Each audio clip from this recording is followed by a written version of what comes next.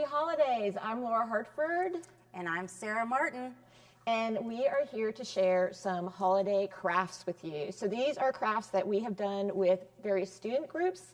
I regularly teach a class in London, which is called Experiments in Photography. And so these are a couple things we do. We do image transfers, and we also do a little bit of bookbinding. And so we're translating that into a Citrusolve Christmas craft image transfer demo. So one of the wonderful things about this is that all you need to do this demo is Citrusolve, which is a degreaser, but it's a citrus-based solvent. You can get it, I think I got that on Amazon, but sometimes you can find it in hardware stores. Sometimes you can find it in places like Walmart and different distributors like that. But it has magical transfer properties. Yes. Yeah. So it's really wonderful for laser prints as well as magazine pages. So here are a couple of the things that we have made sort of as demos. We've made some little tags, personalized tags, and some things that you could like drill a little hole in and make ornaments with. You can make little gift bags. Cute. And, you know, they do look really homemade. They're not perfect. You know, it's designed to look crafty, right? Yes, and you can absolutely do this with like zero skill. I learned this technique only a few short minutes ago.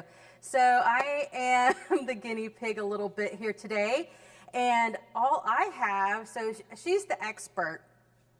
I just went out and got one of these little watercolor pads at Michael's, but I'm sure you can get it at Preston's and pretty much anywhere else. And I can fold it in half and make these little note cards and then go back and color or maybe get like a metallic Sharpie or, you know, some sort of sparkle. And, or I can make these larger cards to send out. So, and she taught me how to do this, and I just did this for the first time today. So Citrusolve is a solvent, so you don't want to leave the cap off for too long. You definitely want to get a little bit on what we're going to use to apply it. Are going to be some cotton balls. Sarah makes a really good point about materials. It really likes materials that have some texture to them that will absorb the solvent as well as absorb the ink. If you have a surface that's too glossy or it's a wax paper or something like that, it's not going to work really well. It just wants to slide off. It's not going to take. Yeah. So we've got, I'm going to try, I pulled this out of a magazine, and I am going to try to make a little Christmas ornament out of it on a piece of wood. We've got some tags, we've got gift bags, we've got all sorts of things that we have brought along to experiment with. Yeah. And again, feel free to just use your copier at home, nothing fancy. And then just, you want to get an image with a good amount of contrast in it so it shows up well. Yeah. Okay, let's do it to it. Yes. So we're using a low stick tape, and we are, depending on, I'm applying from the back. It's usually a little easier to apply from the front because we are, as we work on this, we're going to look underneath here and make sure that it's working properly. So I'm going to tape the back of this, knowing that I'm going to have to peel away some of this paper. So ideally, I'll have plenty of. I'm kind of a fly by the seat of your pants kind of gal. I have this these little ice skating couples, and I'm going to make a little note card here. I will center it. That sounds like a good idea. Just tape it on this watercolor paper, and I've already folded it in half. And I am getting my cotton ball Citrusolved. One thing Laura mentioned to me is that you got to be a little bit careful with the Citrusolve. Like any cleaner, it's strong. You don't want to smoke and Citrusolve, you know. You don't want to Citrusolve by the fire. That is true. Read the instructions on the back.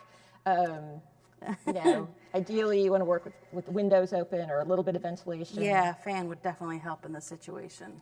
So normally you want to, depending on what kind of material, you may want just a little tiny bit of Citrusolve going through because it will start running. The ink will actually start running if you've got too much. Because this is a slightly thicker paper, I'm trying with a heavier layer.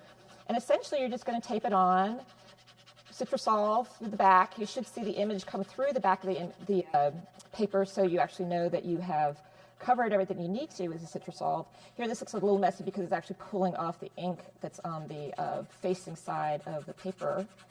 And we were looking at a bunch of magazines before this, and it's like the thicker the paper stock, it probably won't work. It seems like the thinner the paper, and some of maybe your old National Geographics or things like that would be a fun source. But I'm just using, this is like straight up from black and white copier, so nothing fancy. Yeah, and I usually use, we've got a laser printer at home, and that's what I usually use. So we'll see. I don't do magazines very often, so hopefully this will come out. And if you're new to this, Whoops. I wouldn't go straight for the wood ornaments. You know, she's skilled, a skilled professional. I'm sticking with this at home. I'm just going for the basics. I'm just trying to get something to show y'all. Oh, mine looks good. Okay, so mine came out pretty well. I'm going to let it dry. So you kind of just want to let it air out and dry for a little while. And then, like I said, I'm going to go back in with maybe some colored pencils, anything metallic I like. I've been turning into my great aunts lately. I'm like, ooh, rhinestones and metallics. So I'm going to go in and do that here in a little bit. What am I going to try next? I don't know. Do you want to do the bird? Do you want to try a color one? I'll try one. See if this bird will work. Now that I got my confidence up. I have tried the color. You know, I was scared and I was thinking, am I really ready for this next step? Am I at the intermediate level? And it looks like I am not there. So I'm going to go back to my safety of, I love my little black and white illustrations. I think they're super cute. And, you know, I will get out of my comfort zone by trying it on cardstock instead of watercolor paper. Oof. All right, so I'm going to try wood again, but this time I am using just a black and white image. So here we go. And, you know, and I don't think it's oh gosh, this is going to be running, I bet. And I don't think it's so much that it's color. I think that it's just that particular, you know, different papers, different colors work differently. This looks like a mess now, but it'll dry well. The black area is a little bit spotted, so that needs to dry in, and then the Citrusol needs to dry in. But I think overall it'll make a good print. I think this is a good one. Mm-hmm. This is all I'm printing from now on. Is this little deer? Yep. You'll find what works for you. I didn't get my nose. Whoops. So of course the tape is there in part, so if you miss something, you can go back and work it back in. Check on it. Yeah, now he has a nose and everything. And of course you can see the Citrusol around the deer, but that will dry. That will evaporate and dry out, and it will look more like the finished deer.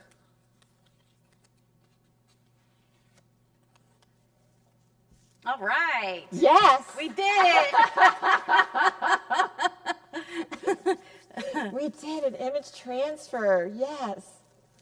So in theory, after you practice this once or twice, it's really easy. And then you're just going to be able to, you know, get it going. You can start adding in some wine and some music. The most important elements, right? Yep. So the second thing we wanted to show you is how to do a very basic, make a little book. So if you wanted to make a holiday photo album or something like that, or just give people personalized sketchbooks or something, this is a very easy binding technique. It's a Japanese stab binding. So I've simply got 2 pieces of cardstock on the top. I did do an image transfer from the Xerox. Of course, you are going to get a mirror image if you do a Xerox transfer because you're flipping it over. So if you want writing, if there's text on it, be careful. Text on it, you need to flip it before you print it out, right? So I think that's a really important part.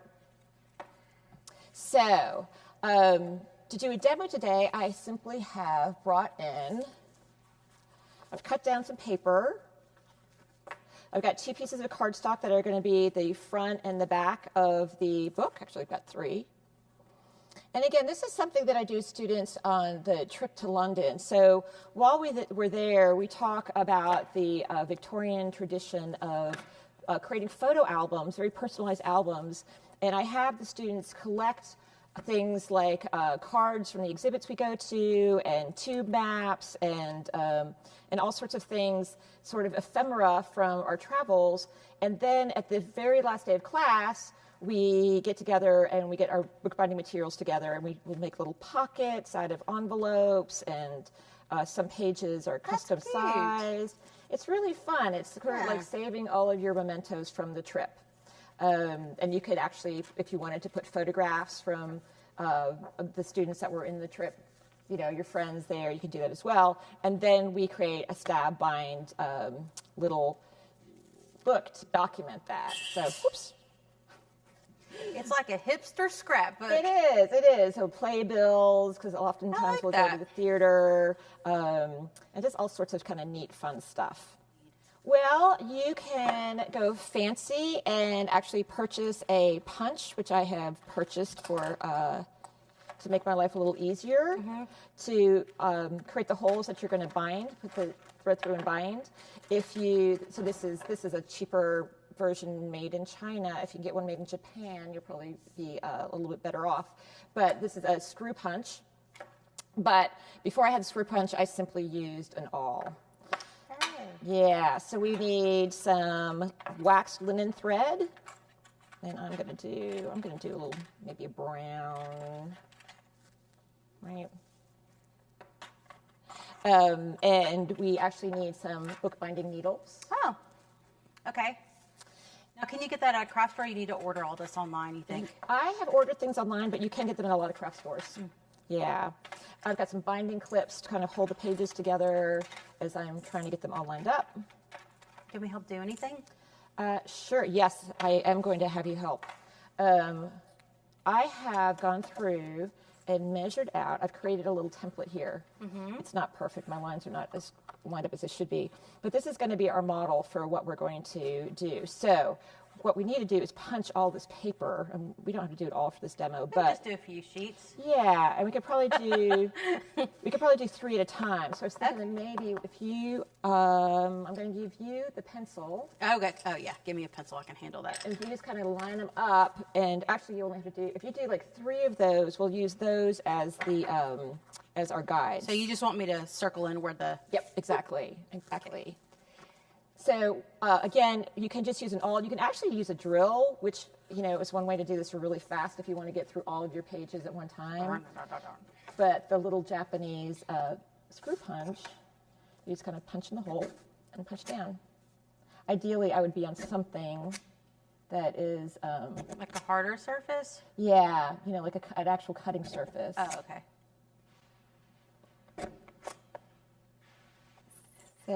So I have used about 1/4 inch as a guide.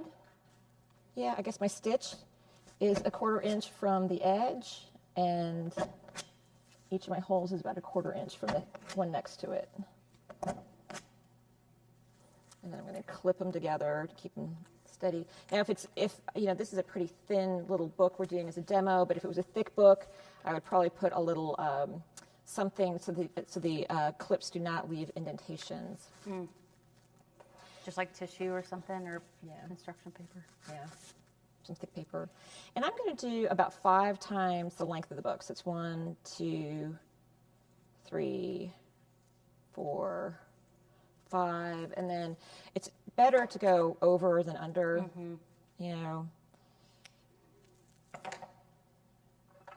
And this is the fun part. This is where we actually thread our needle.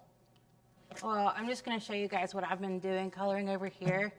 So I've got my birds all colored, and I think I'm going to add some sparkle, but I think it turned out pretty nice. And then I do a little calligraphy. I might add that in when I get home. So you're going to start by threading through the second hole. Okay, the second hole, okay. Second hole, back of the book. All right. You're going to pull to, I'm going to leave some thread here. Okay. Right, so that hold on to it. Yeah, because I'm going to tie it off. And I'm going to go all the way around. Oops, this guy out of the way. And you guys could probably find further instruction on this, or maybe we can add it. Absolutely. Going to go to the next hole and down and around again. I can handle this. Yeah, yeah. I mean, that's the great thing about it. Next hole, right? So we're going away from the end where we started. And in each hole, we go around, all the way around, and in. All right. Very nice. Yeah. And again, those holes have to be big enough because you're going through twice, right? The first time, and then the third time when you come down the row. And then when you get to the end, you go over, just as you have, and then around.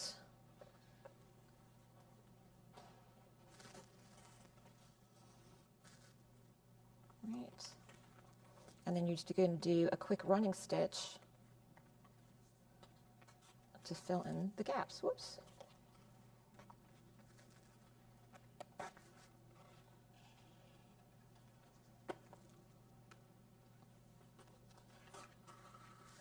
And the thicker, this is a very thin book, but the thicker your book is, the bigger you want to punch those holes if you can. Because when you have all those pages to align, they don't like to line up so well.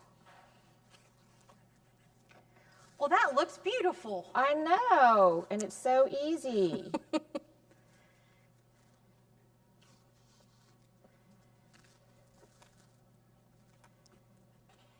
And over the top. And then when you get to the very end, you're just going to stick it underneath. And then you can tie it off. And the nice thing about having a waxy string is that you can kind of take it and smush it down. So not only, not only does it not, really a single knot would hold it. I usually do double just because I'm paranoid. But you're going to get it on there, cut it as tight as you can. There you go. And then I can mush that in and kind of hide. And then yay. Yeah, that looks good.